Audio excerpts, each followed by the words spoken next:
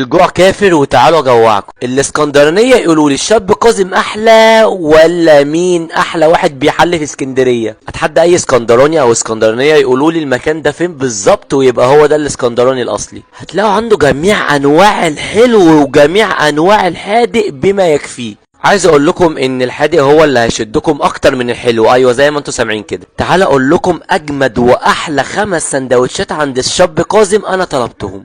الصراحة يا جماعة المنظر لوحده يشبع اصلا، يعني هنا كان بيصدمني الصراحة بالجرنشة اللي هو عملها دي. ويلا بينا نبدأ من اول سندوتش، واتصدمت الصراحة من المنظر. وهنا السندوتش ده كان اسمه صاروخ ال47. صاروخ ال47 ده بيتكون من اوريو ونوتيلا وكريمة وحلاوة ومكسرات وشوكولاتة بيضة وشوكولاتة سودا. يعني انتوا شايفين وهو بيتشال، كفاية ان الشوكولاتة اساسا بتتشال معاه كلها كده في الطبق. وهنا الصراحة من اول قطمتين ما قدرتش اكمله، قلت ادخل على السندوتش التاني، وده كان اسمه صاروخ الشاب كاظم. صاروخ الشاب كاظم ده بقى بيتكون من ايه؟